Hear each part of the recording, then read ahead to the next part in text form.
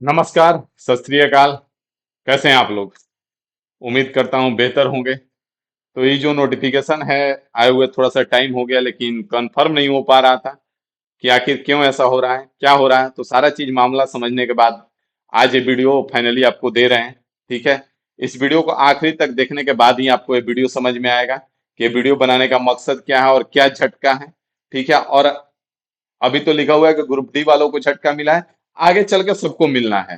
ठीक है। तो थोड़ा सा सतर्क होइए, थोड़ा सा आगे आइए, ये जरूरी है। ठीक है। और क्या होना चाहिए क्या नहीं होना चाहिए सारा चीज इस वीडियो में बात करेंगे। ठीक है। तो बात को यहाँ पे समझने का प्रयास कीजिएगा। ठीक है ना। तो यहाँ पे बात को ध्यान दीजिए। पहला बात यहाँ पे कि ग्रुप डी का जो फॉर्म आया था इससे पहले 2018 में आया था आपका। उसके बाद आपका 2019 में निकल के आया। कब आया? 2019 में। दो लगातार फॉर्म आया था। बहुत मस्त चल रहा था सब कुछ। उसके बाद आपका भर्ती जो है लटक चुका था। सब कुछ पीछे चल गया था। क्यों? क्योंकि बीच में कोविड आ गया। तो उसके बाद आगे बढ़ गया भर्ती। आगे यहाँ पे जो होता है वो यहाँ पे नोटिफिकेशन में रिक्रूटमेंट इज डन एनुअली, इसका मतलब होता है कि रिक्रूटमेंट जो है आपका हर साल लिया जाएगा। इस साल फॉर्म आएगा 2025 का, तो 2025 के लास्ट तक इसको खत्म ही कर लिया जाएगा। और उसके बाद आगे फिर आपका 26 में फिर आ जाएगा। दूसरा पॉइंट है रिप्लेसमेंट पैनल। रिप्लेसमेंट पैनल का मतलब ये होता है कि इसमें जो लड़के ग्रुप डी में, अब बात को ध्यान दीजिए, ग्रुप डी में फॉर्म कौन भरता है? तो ग्रुप डी में फॉर्म सारे बच्चे भरते हैं, जो मैट्रिक से लेकर के इंटर, ग्रेजुएट, आईटीआई सब के सब भरते हैं। मतलब कि जो भी गवर्नमेंट जॉब का तैयारी कर रहे हैं वनडे एग्जाम का, उसमें से 95% लड़के फॉर्म भर ही देते हैं ग्रुप डी का। 5% लड़के हो सकता है ना भरते हो। ठीक है। तो एक रिप्लेसमेंट पहले रखा जाता है कि इसमें मान ले रहे हैं कि अभी जो आपका सिनेरियो चल रहा है कि एएलपी भी है, टेक्नीशियन मान ले रहे हैं, डीबी हो चुका, आगे आपका एनटीपीसी है और ग्रुप डी है। तो एएलपी में मान ले रहे हैं कि जिस लड़के का हो गया और ग्रुप डी में भी हो गया, तो वो लड़का तो ग्रुप डी में जाएगा नहीं, एएलपी में चला जाएगा। तो ग्रुप डी में वो सीट वैकेंट हो जाएगा। तो फिर आगे से रिप्लेसमेंट पैनल के तहत जो बच्चा पीछे है उसको ज्वाइन करवा लिया जाता है। या फिर मान लेते हैं कि कोई लड़का बहुत सारा है कि गया वहां पे और उसको जॉब सूट नहीं किया। आप ट्रैकमैन का जॉब सब कुछ नहीं कर पाएगा, सबके बस का भी नहीं है, छोड़ के आ गया रिजाइन मार के, तो वहां पे सीट वैकेंट हो गया। तो रिप्लेसमेंट पैनल के थ्रू उस सीट को भर लिया जाता था, जो लड़के पीछे होते थे। ठीक है। या फिर किसी लड़के का अचानक कोई अकस्मात कोई सा दुर्भाग्य और दुर्घटना हो जाए, तो उस केस में भी सीट वैकेंट होगा, तो उसको रिप्लेसमेंट पैनल के तहत भर लिया जाता था। तो रिप्लेसमेंट पैनल जो होता था वो तीन तरह से काम करता था। एक तो जो लड़का ज्वाइन नहीं कर रहा है उसको सीट वैकेंट होगा तो उसको भर लिया जाएगा। जो लड़का रिजाइन दे दे रहा है तो उसका सीट वैकेंट होगा तो उसको भर लिया जाएगा। या फिर जिसका मृत्यु हो जा रहा है, डिमाइस हो जा रहा है, वो तो ऐसे भी नहीं जा पाएगा, तो उस सीट को वैकेंट होगा तो उसको भर लिया जाता था। अब आप लोग सोचें कि सर जी झटका क्या है, ये सब तो लगभग लगभग जान रहे हैं।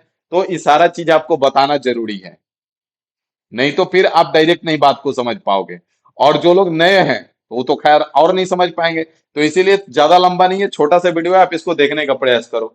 आगे बढ़ेंगे तो 2019 का जो हमारा नोटिफिकेशन आता है, तो अप्रैल 2019 में नोटिफिकेशन आ जाता है भाई साहब। ठीक है। उसके बाद हमारा जो रिटेन होता है वो 17/8/2022 से लेकर के 11/10/2022 तक रिटेन चलता है। फिर 23/12/2022 को रिजल्ट आता है। फिर 19/1/2023 और 24/1/2023 तक पीटी होता है। और जनवरी एंड फरवरी फर्स्ट में आपका फाइनल रिजल्ट डिक्लेयर हो जाता है। 2019 के वैकेंसी का बात कर रहे हैं हम। ठीक है। वैकेंसी आया था 19 में, final result January and February first में 2023 में आपका फाइनल होता है। आप देख सकते हो 4 साल लगा, पर एक साल में तो काम खत्म हुआ नहीं। ठीक है। बीच में कोविड आ गया, 2 ढाई साल उसमें भी बर्बाद हुआ, एग्जाम वगैरह डिस्टर्ब हुआ। ठीक है, मान लीजिए। अब यहां तक कोई दिक्कत नहीं होगा, आपको ये बात समझ में आ गया। यहां से आगे बढ़ते हैं तो यहाँ पे ध्यान देंगे आप, यहाँ पे ध्यान देंगे। अब यहाँ पे ये जो है डॉक्यूमेंट वेरिफिकेशन के लिए अभी तक क्या करते हैं कि 1:1 के रेशियो में बुलाते हैं। मतलब जितना सीट है उतना ही लड़के बुलाएंगे, बाकी फिर रिप्लेसमेंट पैनल के तहत फिर बुलाते रहेंगे। रिप्लेसमेंट पैनल के तहत फिर बुलाएंगे। मान लें कि यहाँ पे 500 सीट है, 500 लड़कों को इन्होंने बुलाया, 500 लड़कों को इन्होंने बुलाया। अब 500 में से यहाँ पे 450 लड़के पहुंचे और 450 लड़के नहीं गए, तो फिर रिप्लेसमेंट पैनल आता है। रिप्लेसमेंट पैनल के तहत फिर 50 लड़कों को फिर से वापस बुलाया जाएगा जो उसके जस्ट पीछे होंगे। ठीक है। अब मान लेने कि फिर से 50 बुलाया गया, फिर 50 में से 40 पहुंचे, तो 50 में से 40 पहुंचे तो फिर 10 रह गया। फिर 10 अगला रिप्लेसमेंट पैनल आएगा, तो फिर उसके तहत फिर 10 को बुलाया जाएगा। उसके बाद धीरे धीरे करके ई भर्ती को आगे कंटिन्यू रखा जाता है, रिप्लेसमेंट पैनल को। अब इस तरह से कंटिन्यू रखते रखते जो 2019 का रिप्लेसमेंट पैनल था, वो लास्ट रिप्लेसमेंट पैनल पार्ट 11 जो है वो आपका आया है 30/4/2025 को। सोचो, जो 2019 का फॉर्म भरा था, 2023 में उसका फाइनल रिजल्ट डिक्लेयर हुआ, उसका रिप्लेसमेंट पैनल का लास्ट रिजल्ट आया है 30/4/2025 को, पार्ट 11 के तहत, जिसमें 10 बच्चों को बुलाया गया है। 10 बच्चों को बुलाया गया है। तो ठीक है भाई, कहीं ना कहीं बहुत अच्छा बात है कि भाई जो रिटेन दे दिया है, फिजिकल दे दिया है, थोड़ा सा के लिए बाहर हो गया था, तो उसको भाई नौकरी मिल गया, फिर से कहीं ना कहीं वापस पूरा प्रक्रिया करना पड़ेगा। तो उससे तो कहीं बेहतर है कि पूरा प्रक्रिया ना करना पड़ा, पीछे से बुला लिया गया, और जिनका था वो भी उसके लिए भी भाई बढ़िया हो गया कि चलो कम से कम नौकरी तो मिल गया। सारा समझ में आ गया, यहां तक आपको कोई दिक्कत नहीं होगा।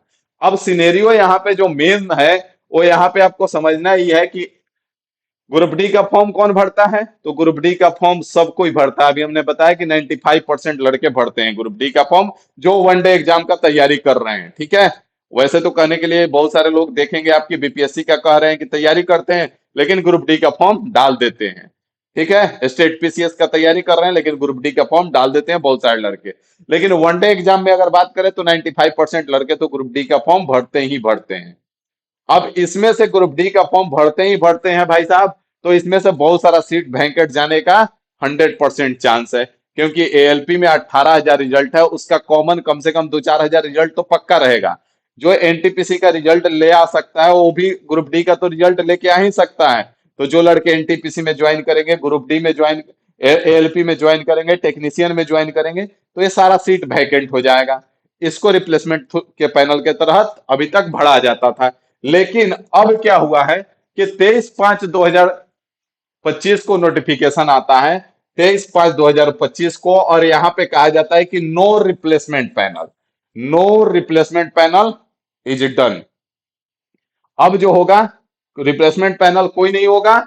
यहां पे कहा जाता है कि recruitment is done annually, annually कह के बात को खत्म कर दिया जा रहा है। अब पहला पॉइंट यहाँ पे मुद्दा ही है कि अगर एनुअली है तो अब तक भर्ती आ जाना चाहिए, क्योंकि 2024 का भर्ती अभी छोड़ा गया है, 2025 वाला कहाँ है? अभी 24 वाला का ही एग्जाम नहीं हुआ है, 25 में आएगा, कब आएगा पता नहीं। तो यहाँ पे जो हमारे हिसाब से जो बात होना चाहिए, पहला बात कि डीवी के लिए जो अभी तक डॉक्यूमेंट वेरिफिकेशन के लिए 1:1 के रेशियो में बुलाते ही, कम से कम या तो 1:2 के रेशियो में बुलाए, या फिर अगर 1:2 के रेशियो में नहीं भी बुलाते हैं तो 1:1.5 के रेशियो में तो फिक्स कर लें, क्योंकि कम से कम इनका तो ये निश्चिंत रहेंगे कि हाँ भाई हमारा डीवी हो चुका है, बस ज्वाइनिंग बाकी है। क्योंकि फिक्स है कि बहुत सारे लड़के नहीं आते हैं इसमें कोई, तो 1.5 के रेशियो में बुलाए नहीं, तो फिर इनका जो गेम है बस इतना ही है कि भाई भर्ती केवल दिखाना है। हम मान रहे हैं कि हमारे अभी 32,000 सीट आया हुआ है, उसमें से 15,000 सीट ही भरेंगे, 15,000 सीट इनका खाली रह जाएगा, और 15,000 फिर अगला बार दे देंगे और कहेंगे भाई साहब हमने इतना दिया भर्ती, तो इस बार 32,000 दिया, अगला बार जो 15,000 सीट था उसी में और 15,000 ऐड कर लिए, फिर 30,000 दिखा दिए, तो 32,000 और 30,000 62,000 इनका वैकेंसी हो गया, जबकि हमको दिए ही 45,000। तो ईद कहाँ से सही है? कहीं से सही है। इनको डीवी के लिए कम से कम 1.5 बुलाएं। और दूसरा चीज कि एनुअली अगर कर रहे हैं, तो एनुअली अगर कराते हैं, एनुअली, तो फिर अगर एनुअली इनका सही चल रहा है तो फिर रिप्लेसमेंट पैनल का जरूरत नहीं है, रिप्लेसमेंट पैनल का जरूरत नहीं है। ठीक है, क्योंकि रिप्लेसमेंट पैनल तब तक बुलाया जाता है जब तक नया भर्ती ना आ जाए, क्योंकि नया भर्ती जब आएगा तो जो भी सीट वैकेंट रहेगा उसमें आगे चल जाता है। तो रिप्लेसमेंट पैनल अगर हटा रहे हैं तो पहले तो भर्ती एनुअली दे दें, और दूसरा चीज कि डीवी के लिए कम से कम 1.5 गुना बच्चों को बुलाएं, कि भाई जो रिटेन दे चुका है, जो फिजिकल दे चुका है, मेडिकल सब कुछ कर चुका है, और पॉइंट से अगर बाहर है तो भाई 1.5 गुना बुला लो ना। और नहीं तो फिर मकसद है बस केवल भर्ती का काउंट करवाना। तो आप बताओ कि कितना परसेंट सही है और कितना परसेंट गलत है। ठीक है, हमारे हिसाब से जो सही है, वो अगर एनुअली है तो रिप्लेसमेंट पैनल हट गया, ठीक है, लेकिन कम से कम डीवी में 1.5 मतलब कि 1.5 गुना बच्चों को बुलाया जाए, ये तो पक्का कर दिया जाए। आप क्या कहते हो इसमें, आप बता दो कमेंट करके। बाकी इस वीडियो को यहीं तक रखते हैं, मिलते हैं अगले वीडियो में अगली जानकारी के साथ। अभी के लिए इतना ही रखते हैं। Thank you.